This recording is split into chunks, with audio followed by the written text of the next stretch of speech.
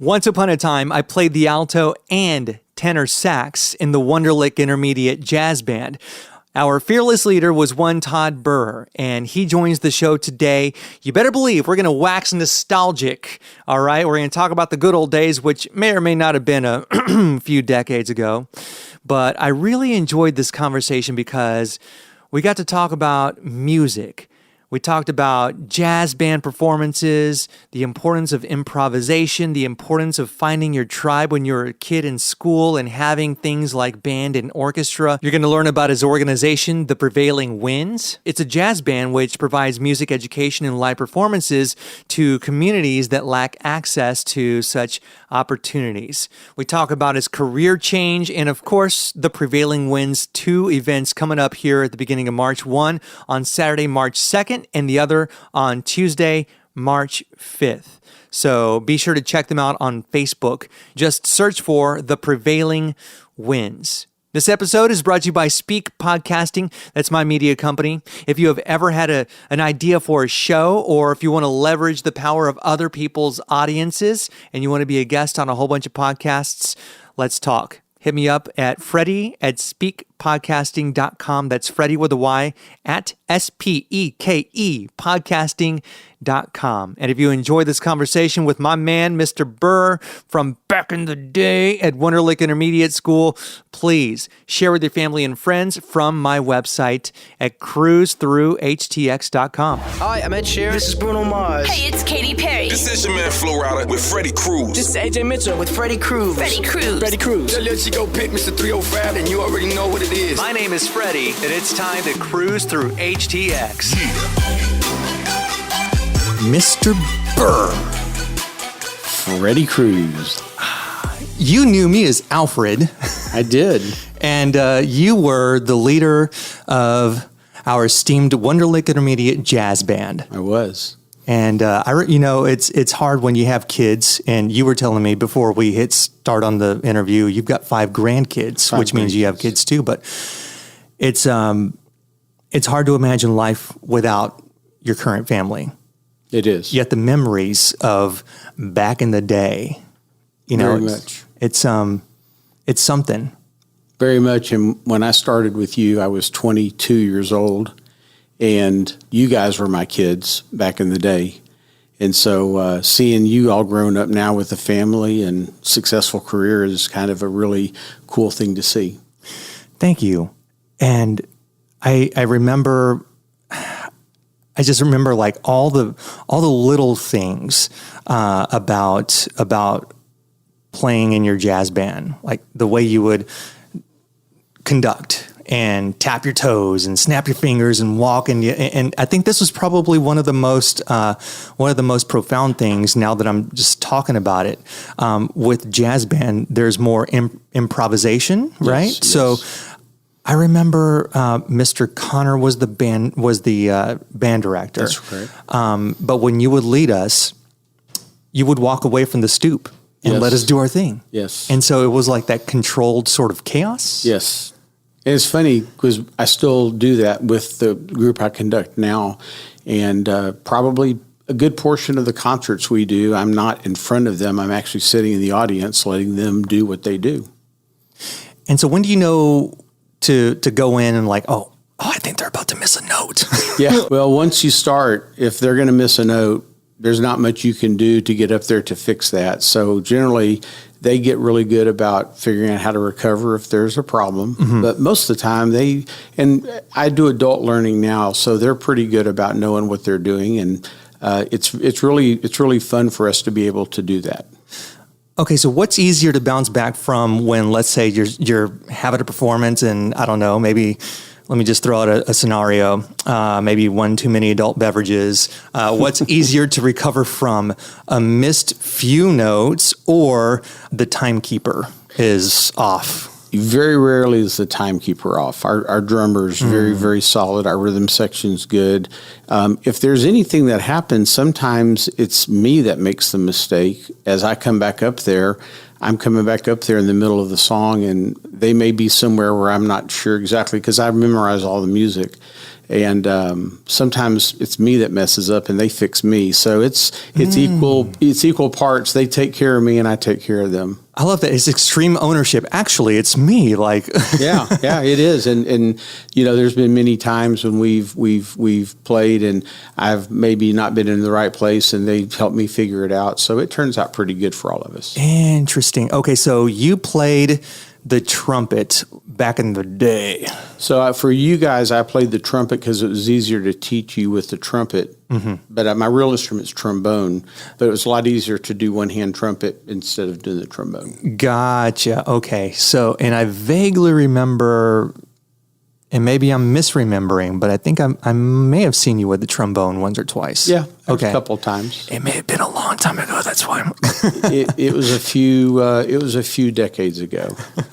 Come on, man. It's 5 minutes ago.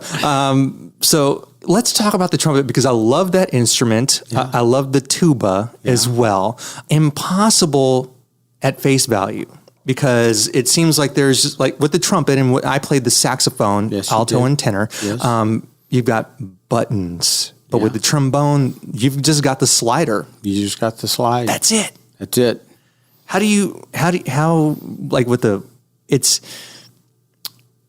It is a mystery to me that people can be so talented with something that doesn't have very much structure to it. Something to push against. Right. There you go. The friction. Yeah. So, in the trombone, there's a lot of muscle memory about where the slide goes. And then once you get in the approximate location, you have to listen and you adjust finally to get to where it needs to be in tune with the band. Mm-hmm. And speaking of bands, let's talk about Prevailing Winds. Sure. So the Prevailing Winds is an organization that we started years ago with adult learners. I would say the average age of our group is probably in their late 50s. It's people that are non-musicians. They're homemakers, they're engineers, they're attorneys, they're pharmaceutical salespeople. But they played in the band in school, and when they became adults, they stopped playing for kids and life and everything. And now, on the other side of all that, they have grown comfortable and wanted to get back into music. So we started an organization where they could come do that. And about a year ago, they said, we really want to be able to provide music for people that don't typically have the opportunity to go hear live music. Mm-hmm. And I said, okay, well, let's sit on this for a year and see if you guys still feel the same in a year. And if you do, let's get organized. And so we got together. We felt that there was a need for this in the community. And we created a 501c3, which we have currently right now. And all of the money that we raise goes to fund us going into public schools and into neighborhood communities of kids that typically don't have the opportunity to hear real music in a real setting. And that cannot be understated because I was very fortunate as a kid to just even have a school that had that option. Mm-hmm. But I cannot imagine living in a community where it's not an option. And even if it is, the options, the instruments are probably going to be used, worn out. You're probably not going to be encouraged to pursue it. Yeah. Yeah, it's a challenge, and more school districts, because of budgetary reasons, are having to go in and they're having to either modify or totally cut the fine arts. Mm-hmm. So there are numerous school districts, even in the greater Houston area, that are limiting these opportunities. There's a school district that announced just today that they're getting rid of all their librarians. That is wild. Yeah. So you're going to have more and more of these financial decisions are happening, and the finances are driving the ability to provide curriculum for the kids. And so our thought was, if we can go out there and we can provide concerts to these communities, it might take a kid that normally doesn't get to hear that. And as you know, the music room, the band hall, the choir room, the orchestra room, it's where a lot of kids go for sanctuary. Mm-hmm. And they feel empowered there. And in the rest of the school, they may not feel the same. But in that environment, especially for music, it's such a great opportunity for self-expression, for the kids to be able to connect with other kids, and it develops leadership skills that you just don't find other places. There are some parallels, and I know this because I dabbled in both. There are parallels between athletics and being in band or even orchestra or even choir, Correct. even theater. And at the end of the day, it's about finding your tribe. Exactly. And it allows kids to go in and figure out where do they want to go and what do they want to do. And, we don't expect, and my group is a great example. There's very few professional musicians that play in my group. These are people that do music as a advocation. They are doing music because it's fun. Mm-hmm. They're not doing it to make money or to earn a living. And so they give up their personal time every Sunday afternoon from 3 to 5. We rehearse. They come in and they learn the music, and it's really a lot of fun. And the thing that's so great about it is it's self-expressed from them coming in, and I don't require them to come in. Attendance is, sometimes we have rehearsal and somebody says, hey, I've got a sick kid, I'm going out of town, it's my birthday, whatever. So we have people that show up and can't show up, but eventually we get together for the concerts, and it's a lot of fun. Let's talk about the event coming up beginning of March. Sure. So we've actually got 2 events coming up at the beginning of March. The first event we have is going to be our first concert of the year, and that'll be on March 2nd. And it will be at John Wesley Church, which is located in Champions Forest, off of 1960 and Champions Forest Boulevard. And the name of the concert is Grand Tour. And this will feature the band playing music from around the world. And the idea for this concert is, in Europe, when a young person graduates from high school, the first year before they go into college or before they go to their trade school, they spend a year going around Europe learning about all the great things from the different parts of Europe. Ooh. And they call it the Grand Tour. Okay. So we're actually doing music from different parts around Europe, featuring music from Rome, from Italy, from England, from France, all over the place. What's your favorite European influence of music? Oh, boy. So for band music, probably the British influence of the band music, the Holst, the people like that, Vaughan Williams. For music overall, I got to go with Beethoven in the Romantic period. Okay, so dumb question. Yeah. Were there horns when Beethoven was directing? So not horns like you and I know them. Okay. They had instruments that were basically bugle in shape. Was it the long thing? So that's not like a cartoon caricature. That was an actual thing. The long trumpet, like a long bugle. Yeah, like a herald trumpet. Okay, but they didn't have valves yet. They were just getting to that point in the stuff. So they would actually pull the tuning slides out, and each tuning slide was a different length. So that's how they could change the partials. Okay. You're very well versed in the world of brass instruments. When did the valve button thing? When did that start? Gosh, that have been sometimes right around the Beethoven time period. Yeah, sometime in there. So he was like it was like a transitional sort of era. Yeah, it was really interesting because at that point they had not put valved instruments really on. The woodwinds really. And they started with the keys and the pads and everything. And, it all started with the recorder. So you had holes that were covering. That's all they could do. Pretty much all technologically, they could do. right? That's it. They didn't have the ability to do the valves. We are going to punch holes. That's it. That's it. Oh, man. Okay. So let's talk about the trombone, though, because that almost, based on what we're talking about, seems like it's more of a modern thing. Maybe. So they did have trombones back then. Okay. But they weren't as sophisticated as what we have now. And the repertoire really changed once they were able to start adding the chromatic series of notes. And when you say chromatic, so that's basically in Western music, that's the ability to do whole steps and half steps. Because back then there wasn't the scales that we have now. That when you were a kid, I was beating you up to learn your scales. Okay, so when you say whole steps and half steps, are you talking about the A, B, C, D, yes, E sharp, yeah, E flat? So there's A and B, that's called a whole step, and in between those is a half step, and it's called A sharp, or the enharmonic name is called B flat. And that's the lower. So that's like a the lower note tone. in between the A and the B. Gotcha. So in Western music, we use a series of whole steps and half steps, and that's what you're used to hearing. Almost all of our music in Western music is a series of whole steps and half steps.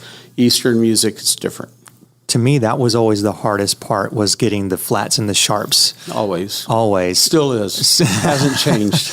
And I remember playing the saxophone, and it got to a point where I still remember the notes. I'm doing the motions here. Yeah. Three is the G, A, B, That's it. C with the middle finger. Yeah. And then you get high enough, and you have to do like the Side- back of your yeah. side thumb, right? Lift up your right leg, tilt your head, And then like squeeze to make the note high enough, but not too high, not shrilly. Yeah. That was hard. You remember a lot. That's good. I remember the do-do-do-do-do-do-do. Yeah. That was like probably the most sophisticated song I could play. In the mood. Yeah. That's it. Okay. That's okay. it. In the mood. Outside of hot cross buns. That's it. That's it. Exactly. More of my conversation with Mr. Burrer coming up in less than 60 seconds. Cruise Through HTX is brought to you by Speak Podcasting. That's my media company. Home to shows like The Final Curtain Never Closes, presented to you by the National Museum of Funeral History. Every month, President and CEO Genevieve Keeney Vasquez shares with you stories about the people behind our final rite of passage. The podcast series is part of the museum's larger mission to build and maintain a love of history and enriched understanding of the death care industry. Check out The Final Curtain Never Closes wherever you get your podcasts. We're talking about changes in instruments from the time of Beethoven, but what have you seen since the late 80s, when we may have been a little bit younger, the late 80s, when you got into music, as opposed to now when you're coaching and teaching these grown-ups? So, music, it hasn't had the metamorphosis it had in the 1700s and 1800s. And probably the biggest difference in today's music is composers are writing now in microtones. So they've even gotten between the whole steps and the half steps, and they're doing what they call microtones. And there's a lot of music now written where notes, the pitches are bent via either your embouchure or different things you can put What's in the embouchure? horn. The way that you hold your mouth to make the sound on the horn. Okay. And a lot of modern music is much more, the music that we played back then was very, it was major or it was minor. And now the music today is a lot more expression. There's a lot more different colors that composers use today. But it's funny, most of my folks prefer the older music a little bit more than the newer stuff. It's more traditional. It's stuff that they know and are comfortable with. What you're describing with the micronotes seems to me like John Philip Sousa on steroids. Yeah. It's definitely a whole different.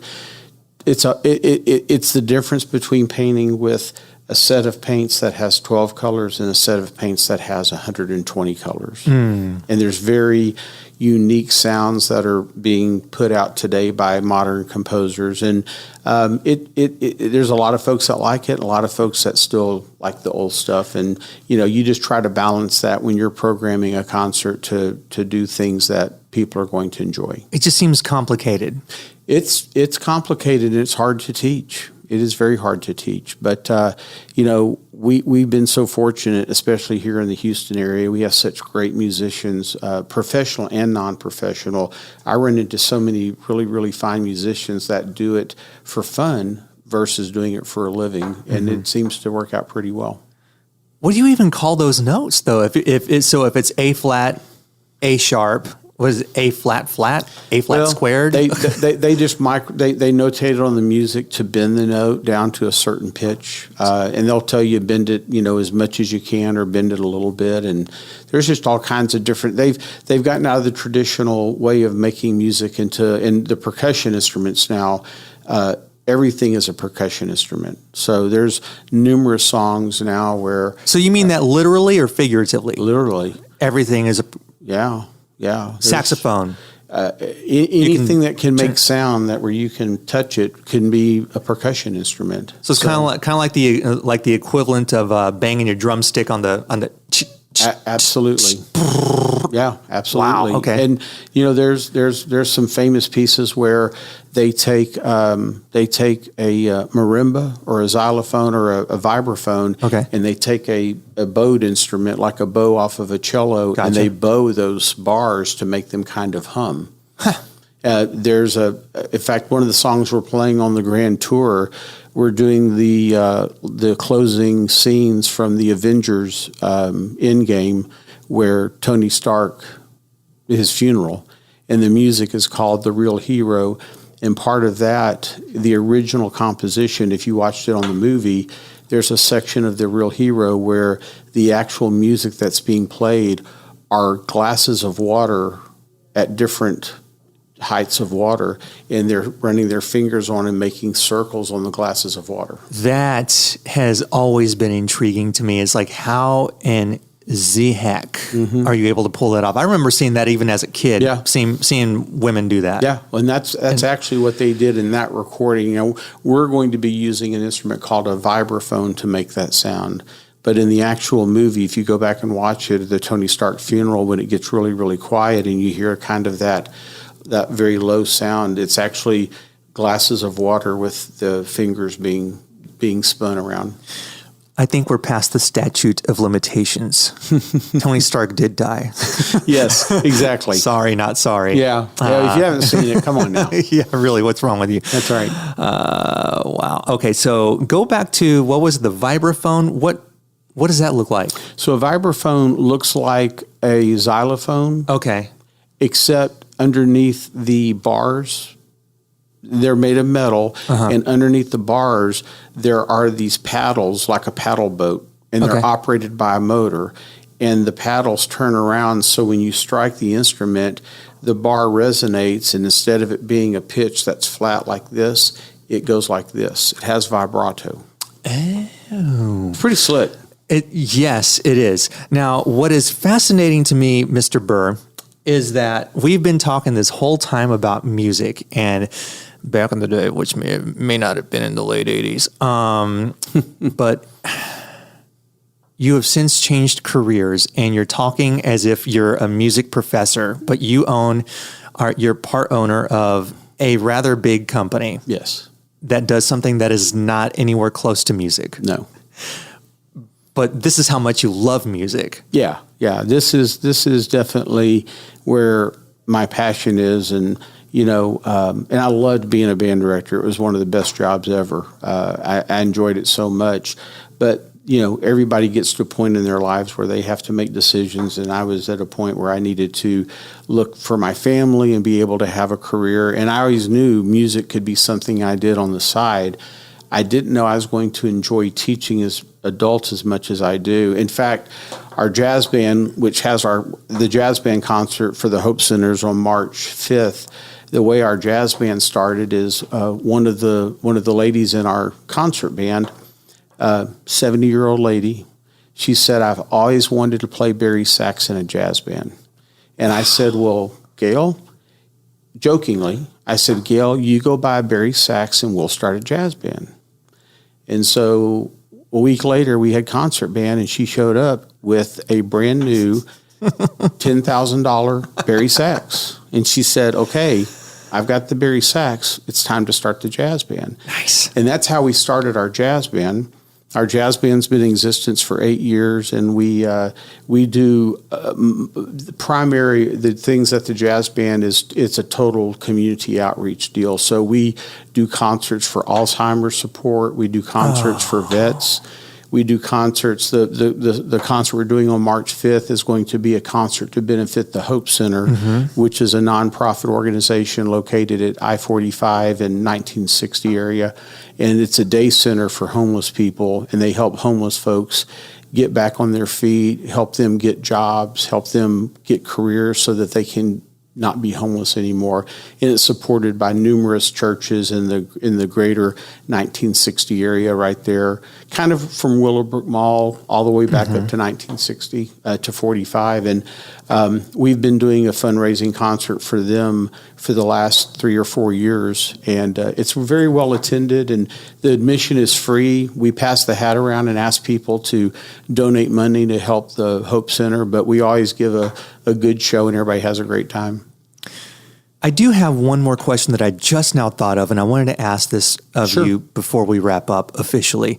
Yeah. And because you come from the education field and you switched careers and you are wildly successful, what is your advice for people in this very heated environment? You see the stories of HISD, and we're not going to get into the nooks and crannies of it. But what is your advice for somebody who's like, I just don't know. I love teaching, but I just don't know if I can do it. And you left. You had a decision to make, and you made it, and now you're flourishing in a world post teaching.